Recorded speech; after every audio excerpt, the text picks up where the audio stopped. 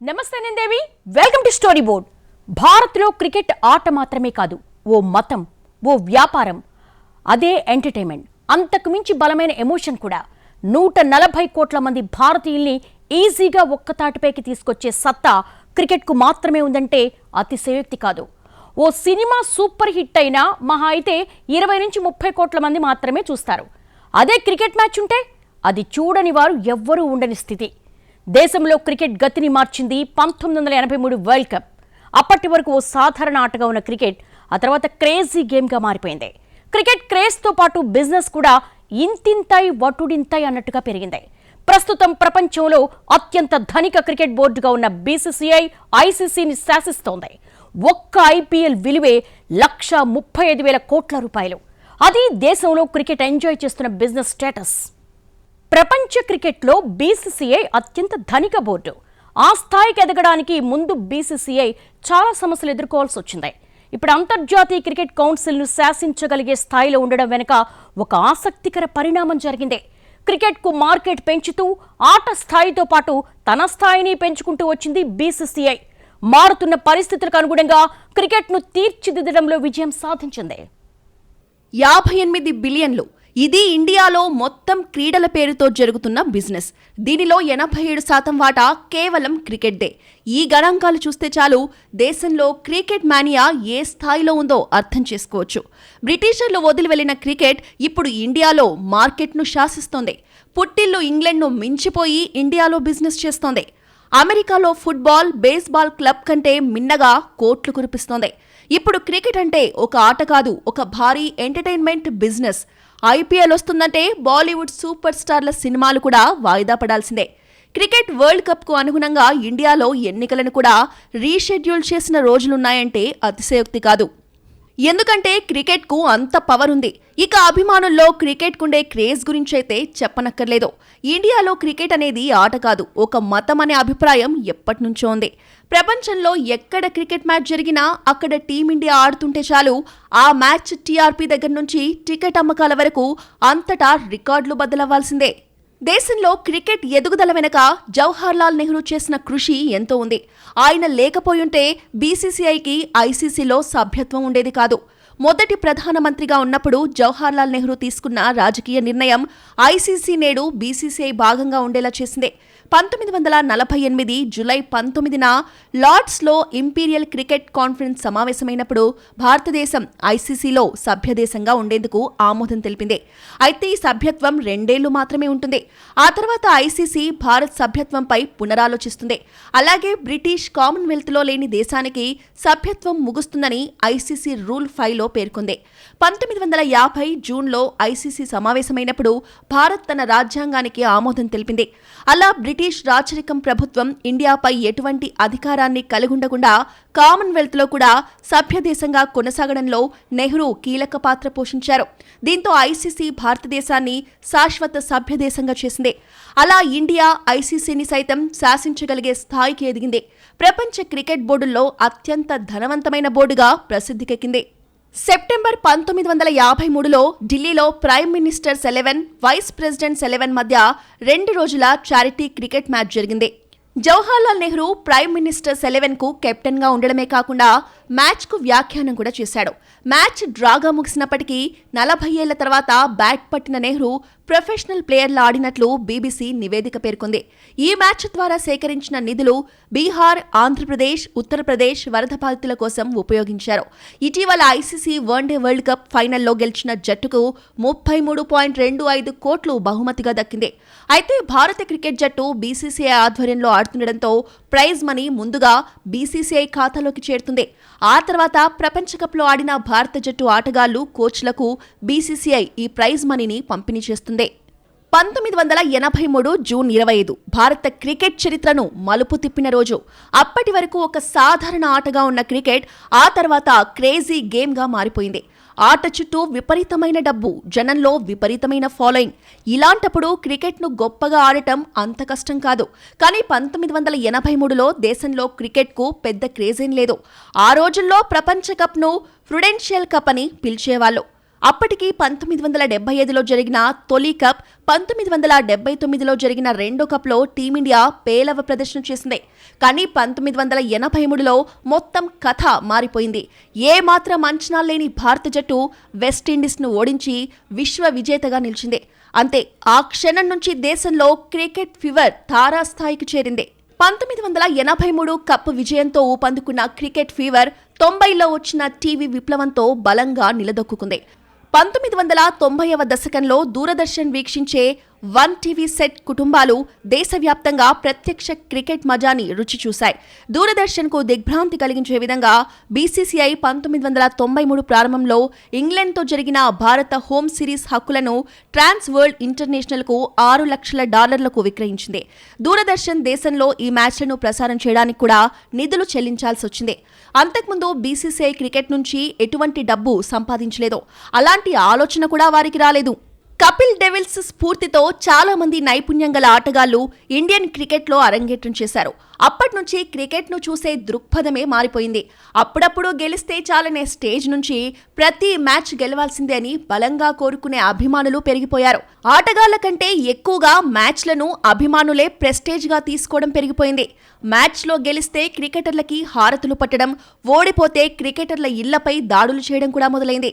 చాలాసార్లు కీలక మ్యాచ్ల సమయంలో క్రికెటర్ల ఇళ్ల దగ్గర భద్రత కల్పించాల్సిన పరిస్థితులు వచ్చేశాయి. క్రికెట్ పై అభిమానులు పెంచుకున్న ఈ పిచ్చే వేల కోట్ల రూపాయల బిజినెస్ కు బీజం వేసింది. టీమిండియా ఆడే ఒక్క మ్యాచ్ టీవీ టెలికాస్ట్ హక్కులు కోట్ల రూపాయల్లోకి చేరిపోయాయి. ఆ తర్వాత సిరీస్ కు టీమిండియా మ్యాచ్ల ప్రసార హక్కుల ధరలు పెరుగుతూ పోయాయి. ఇప్పుడు ఊహించని స్థాయికి చేరుకున్నాయి. ఆ తర్వాత టీమిండియా వరల్డ్ కప్ కు ఆతిథ్యం ఇవ్వడంతో క్రికెట్ బిజినెస్ మరింతగా స్థిరపడింది. 83 కప్ విజయంతో ఆటగాళ్లలో నాణ్యత పెరిగింది. 90లో టీవీ విప్లవంతో క్రికెట్కు మార్కెట్ వచ్చింది. ఆటకు మార్కెట్ తోడయాక ఇక క్రికెట్ ఎదుగుదలకు అడ్డం లేకుండా పోయింది. దీంతో దేశంలో క్రికెట్ ఇంతింతై వటుడింతై అనేంతగా పెరిగిపోయింది. ఆ తర్వాత ఐపీఎల్ రాకతో అన్ని లెక్కలు మారిపోయాయి. గ్లోబల్ క్రికెట్ బిజినెస్ లీడర్గా ఎదిగింది ఇండియా. బీసీసీఐ ప్రపంచంలోనే అత్యంత ధనిక బోర్డుగా ఎదిగిందంటే దానికి కేవలం క్రికెట్ అభిమానులు, ప్రపంచవ్యాప్తంగా పేరు ప్రఖ్యాతలున్న స్టార్ ఆటగాళ్లు మాత్రమే కారణం కాదు. అద్భుతమైన మార్కెటింగ్ స్ట్రాటజీ కూడా ఒక రీజన్ అని చెప్పాలి. టీమిండియా కంటే ఎక్కువ విజయాలు సాధిస్తున్న జట్లు, దశాబ్దాల తరబడి క్రికెట్ను ఏలిన దేశాలు కూడా ఆశ్చర్యపరిచేలా క్రికెట్ మార్కెట్ను నిర్మించింది బీసీసీఐ. ఒకప్పుడు టీమిండియా గెలిస్తే, ఓడితే జరిగే బిజినెస్లో తేడా ఉండేది. కానీ ఇప్పుడు టీం గెలుపులతో సంబంధం లేకుండా ఒక రేంజ్లో బిజినెస్ జరుగుతోంది. టీమిండియా గెలిస్తేనే బిజినెస్ జరుగుతుంది అనుకునే రోజులు పోయి టీమిండియా ఆడితే చాలు అనుకునే స్టేజ్ వచ్చేసింది. టీమిండియా బిజినెస్ బ్యాకింగ్ చూసి ఐసీసీ కూడా టీమిండియా స్కెడ్యూల్కు అనుగుణంగా టోర్నీలు ప్లాన్ చేయడం మొదలుపెట్టింది. ఐసీసీ టోర్నీలో టీమిండియా లీగ్లో నిష్క్రమించిందంటే ఆ టోర్నీ బిజినెస్ ఒక్కసారిగా పడిపోతుంది. టీమిండియా నాకౌట్ స్టేజ్కు చేరితేనే ఐసీసీ టోర్నీలకు అనుకున్నంత బిజినెస్ జరుగుతోంది.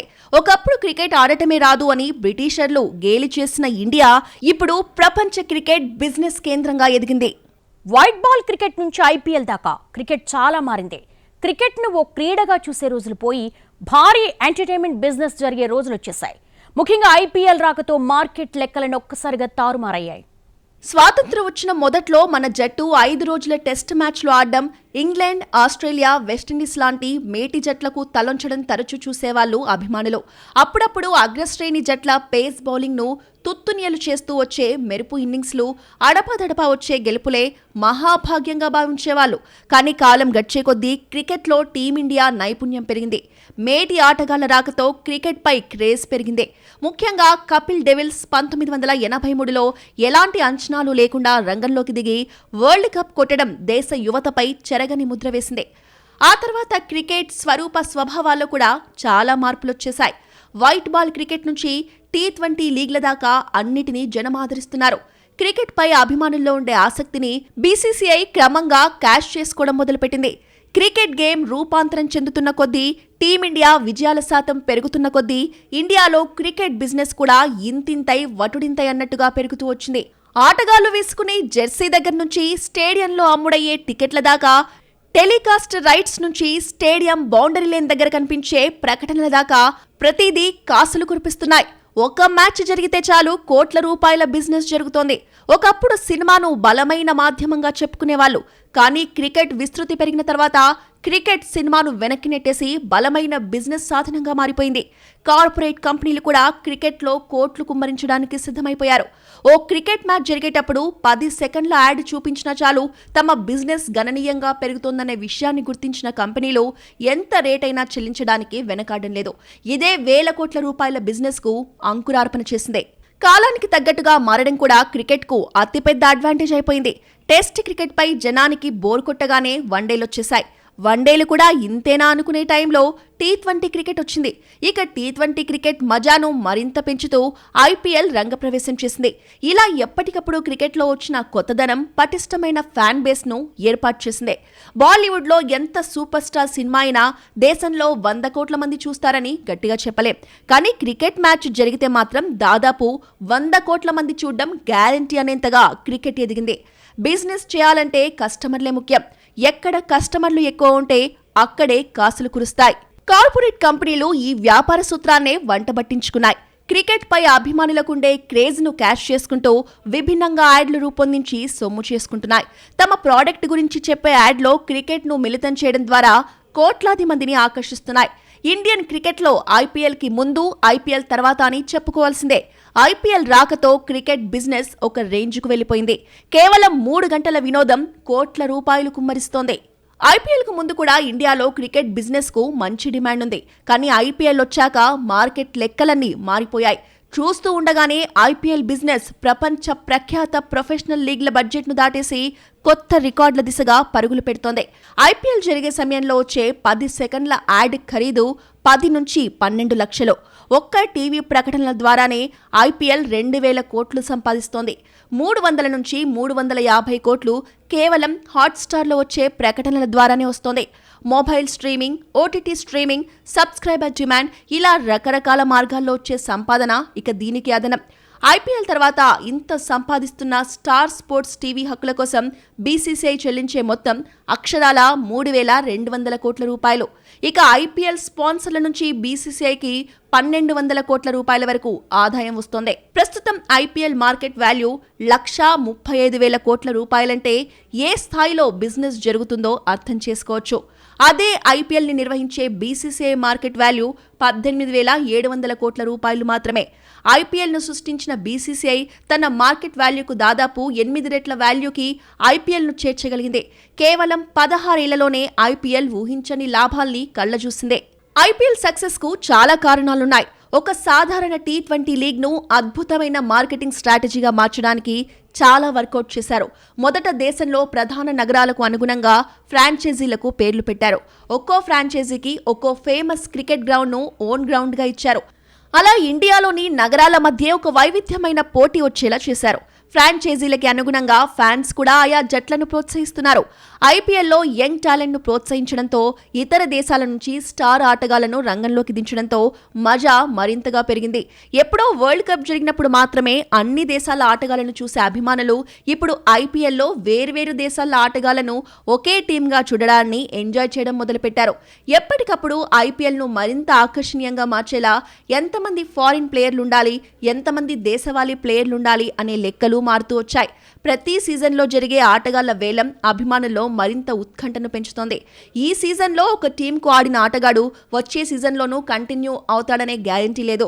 అసలు ఏ టీంలో అయినా ఉంటాడని కూడా నమ్మకంగా చెప్పలేం. ఆటగాళ్ల ఫామ్ను బట్టి జాతకాలు మారిపోతాయి. ఇంటర్నేషనల్ క్రికెట్లో పెద్ద పేరున్న క్రికెటర్లు కూడా IPLలో విఫలమయ్యారు. అనామకులైన ప్లేయర్లు కూడా IPLతో స్టార్లైపోయారు. ప్రతి సీజన్లోనూ IPL నుంచి కొత్త స్టార్లు పుట్టుకొస్తూనే ఉన్నారు. ఎప్పటికప్పుడు పుట్టుకొస్తున్న కొత్త స్టార్లు IPLకు మరింత ఆకర్షణ తీసుకొస్తున్నారు. IPLలో ఎప్పుడేం జరుగుతుందోనన్న ఉత్కంఠ తారాస్థాయిలో ఉంటుంది. ఏ టీంను తక్కువగా అంచనా వేయలేని పరిస్థితి ఉంటుంది. దీంతో IPL బిజినెస్ కూడా ఊహకందని రేంజ్లో జరుగుతోంది. కార్పొరేట్ కంపెనీలు వేల కోట్ల రూపాయలు కుమ్మరిస్తున్నాయి. ఇండియా కంపెనీలే కాకుండా విదేశీ కంపెనీలు కూడా IPL పై ఎక్కడలేని ఆసక్తి చూపిస్తున్నాయి.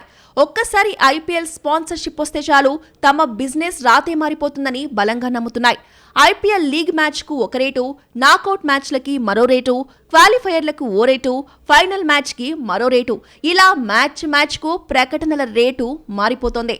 ప్రస్తుతం దేశంలో T20 వరల్డ్ కప్ సంబరాలు ఇంకా కొనసాగుతున్నాయి. ముంబైలో క్రికెటర్ల ర్యాలీకి వచ్చిన జనాన్ని చూసి ప్రపంచమే షాక్ అయింది. ఇప్పటికీ టీమిండియా 4 ప్రపంచ కప్పులు గెలిచింది. కప్పుకి విజయోత్సవాల జోష్ ఊహించలేనంతగా పెరుగుతోంది.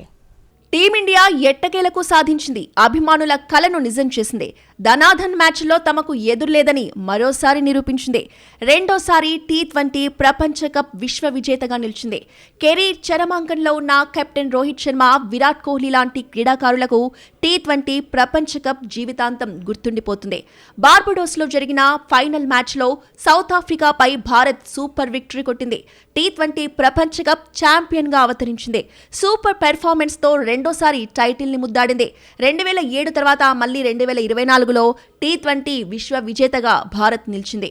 గతేడాది వన్డే ప్రపంచ కప్ ఫైనల్లో ఓటమిని భారత్ జీర్ణించుకోలేకపోయింది. దీంతో తాజా ప్రపంచ కప్ ఫైనల్లో ప్రత్యర్థులకి ఏమాత్రం ఛాన్స్ ఇవ్వకుండా పోరాటం చేసింది. మ్యాచ్ ఆరంభం నుంచి పైచేయి సాధించింది. విరాట్ కోహ్లీ, అక్షర్ పటేల్ మెరుపులకు తోడు బూమ్రా, హార్దిక్ బాల్తో మ్యాజిక్ చేశారు. నరాలు తెగే ఉత్కంఠ పోరులో దక్షిణాఫ్రికాపై 7 పరుగుల తేడాతో చారిత్రాత్మక విజయం సాధించింది. 17 ఏళ్లుగా ఊరిస్తున్న పొట్టి కప్ను భారత్ సగర్వంగా ఎత్తుకుంది. T20 ప్రపంచ కప్ గెలిచిన ఆనందంలో captain Rohit Sharma, star batter Virat Kohli T20 అంతర్జాతీయ మ్యాచ్లకు గుడ్ బై చెప్పేశారు. ఇక వన్డేలు, టెస్ట్ మ్యాచ్లు మాత్రమే ఆడనున్నట్లుగా పరోక్షంగా క్లారిటీ ఇచ్చారు. క్రికెట్ మన దేశంలో పుట్టకపోయినా మన శ్వాసగా మారిపోయింది. టీమిండియా ఏదైనా క్రికెట్ మ్యాచ్లో ఓటమి పాలైతే ఊపిరి ఆగిపోయిందన్నట్లుగా అభిమానులు వ్యవహరిస్తారు. అంతలా క్రికెట్ మనతో పెనవేసుకుపోయింది. 1980లో పట్టణాలకే పరిమితమైన క్రికెట్ కపిల్ సేన విశ్వ విజేతగా నిలవడంతో మారుమూల ప్రాంతాలకు కూడా విస్తరించింది. అక్కడి నుంచి దినదిన ప్రవర్ధమానంగా ఎదుగుతూనే ఉంది. కొత్త ఫార్మాట్లు, సరికొత్త రూల్స్తో ప్రేక్షకులని ఆకట్టుకుంటోంది. ప్రేక్షకులను ఎంటర్టైన్ చేస్తూనే ఉంది. ఇంగ్లాండ్లో క్రికెట్ పుట్టినప్పటికీ మన దేశంతో ఆ క్రీడకున్న సంబంధం గురించి ప్రత్యేకంగా చెప్పాల్సిన అవసరం లేదు. జాతీయ క్రీడ హాకీని మించి క్రికెట్ పాతుకుపోయింది. క్రికెట్ ముందు అన్ని క్రీడలు బలాదూరయ్యాయి. ఒక రకంగా చెప్పాలంటే hockey, football, basketball, volleyball, badminton, boxing ఇలా అన్ని క్రీడలు కనుమరుగయ్యేలా చేసింది. ఏ చిన్నారిని కదిపినా క్రికెట్ ప్లేయర్ అవుతామని అంటున్నారు తప్ప హాకీ నేర్చుకుంటామని, ఫుట్బాల్ కోచింగ్ తీసుకుంటామని చెప్పడం లేదు. దీన్ని బట్టే అర్థం చేసుకోవచ్చు క్రికెట్ ఎలా డామినేట్ చేస్తోందో. 80స్లో పట్టణాలకే పరిమితమైన క్రికెట్ 20వ దశాబ్దం నాటికి గ్రామాల్లోని చిన్న చిన్న గల్లీలకు కూడా పాకిపోయింది. దేశ ప్రజలను అంతలా క్రికెట్ ప్రభావితం చేస్తోంది. 2007లో తొలిసారి ఇంటర్నేషనల్ క్రికెట్ కౌన్సిల్ T20 ప్రపంచ కప్ను నిర్వహించింది. అప్పటి వరకు 50 ఓవర్లతో వన్డే వరల్డ్ కప్, ఛాంపియన్స్ ట్రోఫీలను నిర్వహించింది. ఇక 20 ఓవర్ల ఫార్మాట్ ప్రవేశంతో క్రికెట్లో కొత్త శకం మొదలైంది. ధనాధన్ ఇన్నింగ్స్లతో బ్యాటర్లు రెచ్చిపోవడం ఆరంభమైంది. పొట్టి ఫార్మాట్లను ఆడేందుకే ప్రత్యేకంగా క్రికెటర్లు తయారయ్యారు. మ్యాచ్ మొదటి బాల్ నుంచి చివరి బంతి వరకు బాదడమే T20 ఫార్మాట్. ఇది జనాలకు బాగా ఎక్కింది. తక్కువ సమయంలో ఎక్కువ ఎంటర్టైన్మెంట్ దొరుకుతుండడంతో జనం కూడా బాగా అలవాటు పడిపోయారు. వీకెండ్ వచ్చిందంటే చాలు మైదానాల్లో ప్రత్యక్షమవుతున్నారు. ప్రత్యక్ష మ్యాచ్లు చూసేందుకు ఛాన్స్ లేకపోతే టీవీలు, మొబైల్ ఫోన్లకి అంకితమవుతున్నారు. 2007లో టీమిండియా ప్రపంచ కప్ విజయం సాధించడంతో ఆ తర్వాత ఏడాదే బీసీసీఐ ఇండియన్ ప్రీమియర్ లీగ్ను ప్రవేశపెట్టింది. ఇక అప్పటి నుంచి బీసీసీఐకి కాసుల వర్షం కురుస్తూనే ఉంది. మైదానాలు నిండిపోతూనే ఉన్నాయి. ఏడాదికేడాది బీసీసీఐకి రెవెన్యూ పెరుగుతూనే ఉంది. క్రికెట్ అన్నది భారతీయుల్లో అంతర్భాగంగా మారిపోయింది. భోజనం చేస్తున్నా, ఆఫీస్లో ఉన్నా, ఆఖరికి వాష్రూమ్లో ఉన్నా క్రికెట్ను మాత్రం వదలడం లేదు. క్రికెట్ అంటే ఇండియా, ఇండియా అంటే క్రికెట్ అనేలా ఫెవికాల్ బంధంలా మారిపోయింది. 1983లో ఇండియా తొలిసారి ప్రపంచ విజేతగా నిలిచింది. కపిల్ దేవ్ నాయకత్వంలో భారత జట్టు ఎలాంటి అంచనాలు లేకుండా ఇంగ్లాండ్లో అడుగుపెట్టింది. క్వార్టర్స్లో అడుగుపెడితే చాలు అనుకుంటే ఏకంగా ఫైనల్కు చేరుకుంది కపిల్ సేన. ఫైనల్ మ్యాచ్ భారత్, వెస్టిండీస్ మధ్య జరిగింది. 1975, 1979లో విండీస్ ప్రపంచ కప్ గెలవడంతో ఆ జట్టుపై అంచనాలు పెరిగిపోయాయి. ఆరవీర భయంకరమైన బ్యాటర్లతో పాటు నిప్పులు చెరిగే బంతులేసే బౌలర్లు ఉండడంతో ఇండియా తేలిపోతుందని అందరూ లెక్కలేశారు. అయితే అందరి అంచనాల్ని తలకిందులు చేస్తూ భారత్ ప్రపంచ కప్ విజేతగా నిలిచింది. ప్రపంచ కప్ ఫైనల్లో గెలుపుతో విండీస్ జైత్రయాత్రకు కపిల్ సేన బ్రేకులు వేసింది. దీంతో టీమిండియా పేరు ప్రపంచవ్యాప్తంగా మారుమోగింది. అక్కడి నుంచి టీమిండియాలో క్రికెట్కు కొత్త అధ్యాయం మొదలైంది. 20 ఏళ్ల తర్వాత 2003లో టీమిండియా వన్డే ప్రపంచ కప్ ఫైనల్కు చేరింది.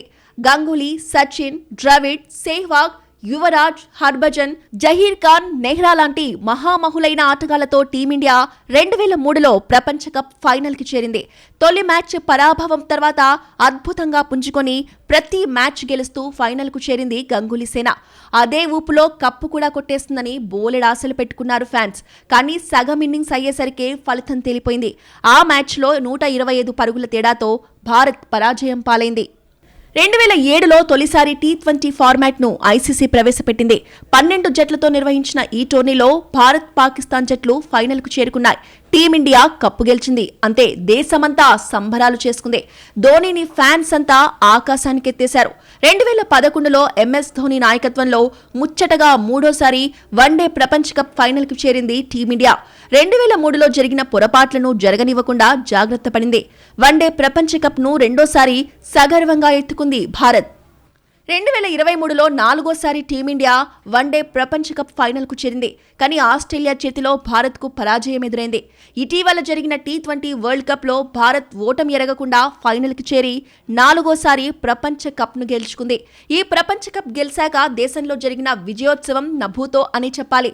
ముంబై మెరైన్ డ్రైవ్ లో క్రికెటర్ల ర్యాలీకి తరలి వచ్చిన అభిమానుల సంఖ్య కొన్ని దేశాల జనాభా కంటే ఎక్కువంటే అతిశయోక్తి కానే కాదు.